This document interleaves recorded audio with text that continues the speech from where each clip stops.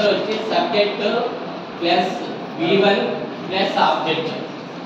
అదే విధంగా present continuous tense కి స్ట్రక్చర్ వచ్చి subject plus am or is or am or is plus V4 plus object. అదే విధంగా ప్రెజెంట్ పర్ఫెక్ట్ టెన్స్ కి subject plus have plus V3 plus object. Present perfect continuous tense కి structure వచ్చి subject plus have been or has been plus V4 plus object. అదే విధంగా past tense కి subject plus V2 plus object.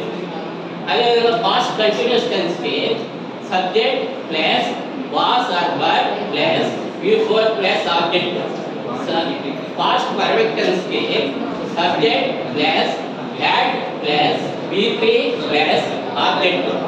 Past perfect continuous tense కి subject plus had been plus V4 plus object. అదే విధంగా future tense కి subject plus will or shall plus V1 plus object. Future continuous tense కి subject plus will or shall plus V4 plus object.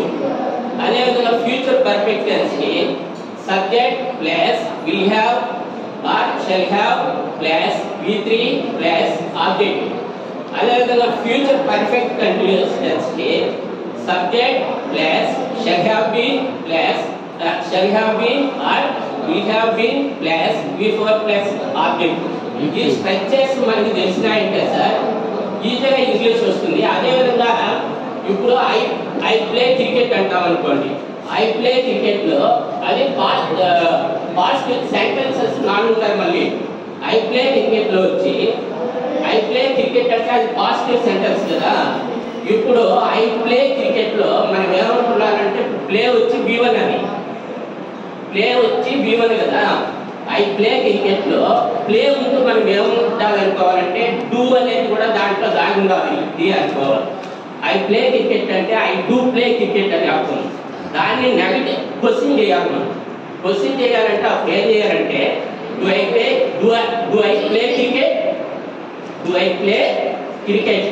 అదే negative ఇట్లా చేయాలంటే I don't play cricket. Negative interrogative sentence చేయాలంటే don't I play cricket. అట్లా మనకి word మీద ఎంత పట్టు ఉంటుందో మనకి ఇంగ్లీష్ అంతా డెవలప్ అవుతుంది. అదేవిధంగా మనకి ల్యాచ్ అంటే ఏంటి, అదేవిధంగా మనము విటమిన్స్ పెడతా అంటారు. ల్యాడీలు అంటే ఏంటి, ల్యాడీలు తీసుకోరా, ల్యాడీలు అంటే ఏమి గెరిటే. అట్లా ఇంగ్లీష్ పదాలు నేర్చుకుంటారు ప్రతి ఒక్కటి.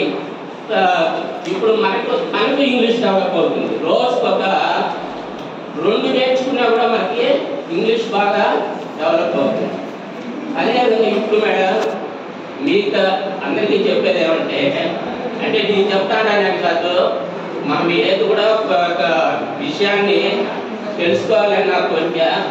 ఇప్పుడు యూట్యూబ్లో క్యూబ్ ఇంగ్లీష్ అని ఒకటి వస్తుంది. క్యూబ్ ఇంగ్లీష్ అని మేడం తెలంగాణ ఆమె చాలా బాగా చెప్తుంది. అసలుకి మనము నోట్లో పన్ను పెట్టి తినిపించినట్టు ఆయన చెప్తుంది, అంత బాగా ఉంటుంది. కాబట్టి ఈ విధంగా క్వశ్చన్ అనేది మనం positive sentence, negative sentence, negative interrogative sentence ఇవి 4 నేర్చుకున్నామంటే ఏ క్వశ్చన్ అయినా తయారు చేయొచ్చు, ఏమైనా తయారు చేయొచ్చు.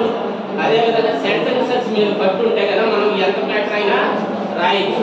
అది మళ్ళీ వర్క్ మీద పట్టు ఉండాలి. మనం వర్క్ అనేది ఇంగ్లీష్కు గుండెకాయ లాంటిది. వర్క్ అంటే మనకి వర్క్ ఇస్తే తెలియకంటే మనం వర్క్ అనకూడదు, వర్క్స్.